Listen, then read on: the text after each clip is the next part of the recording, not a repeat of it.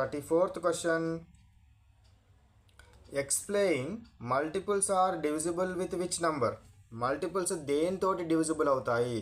ఇంతకుముందు ఒకసారి ఒక క్వశ్చన్ వచ్చింది కదా, మల్టిపుల్స్ దేంతో డివిజిబుల్ అవుతాయి?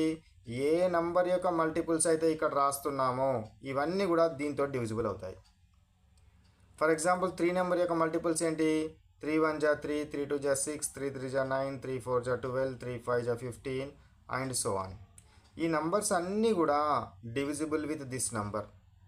ఏ నంబర్ యొక్క మల్టిపుల్స్ అయితే మనం రాస్తున్నామో ఈ మల్టిపుల్స్ అన్నీ కూడా ఈ నంబర్ తోటి డివిజిబుల్ అవుతాయి. అదే ఇక్కడ రాస్తున్నాం చూడండి. మల్టిపుల్స్ ఆఫ్ 3 ఏంటి ఇవన్నీ, and each multiple is exactly divisible with 3.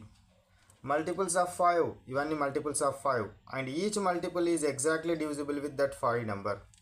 అంటే ఏదైనా కూడా ఆ నంబర్ తోటి డివిజిబుల్ అవుతుంది, ఆ నంబర్ తోటి డివిజిబుల్ అవ్వడము జరుగుతుంది. ఇది రెండు కూడా దీనికి ఆన్సర్ 35 నెంబర్ పడ్డది కానీ ఓకేనా. So this is the what 35 question. Next 33 question చూడండి. Every number is a multiple of itself, true or false?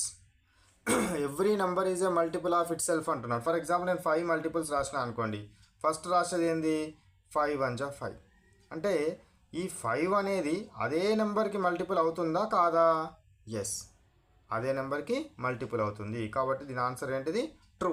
Every number is a multiple of it self. 30